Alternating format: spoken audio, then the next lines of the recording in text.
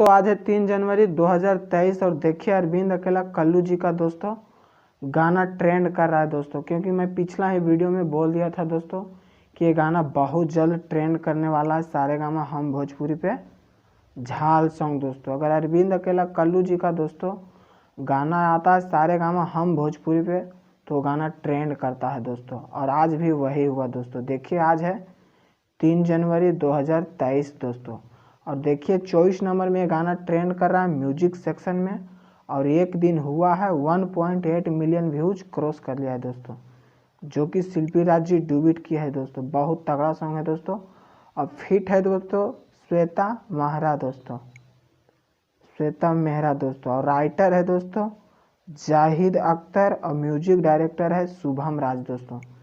तो एक बार जरूर जाके सुनिएगा।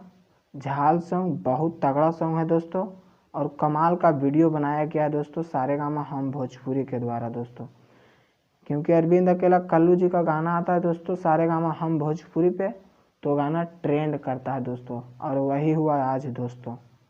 पहला दिन नहीं ट्रेंड किया दोस्तों, लेकिन आज ट्रेंड कर दिया। 24 नंबर में गाना ट्रेंड कर रहा है म्यूजिक सेक्शन में, शिल्पी राज जी डुबिट की है, बहुत तगड़ा सॉन्ग है। तो एक बार जरूर जाके सुनिए सारेगामा हम भोजपुरी पे झाल सॉन्ग।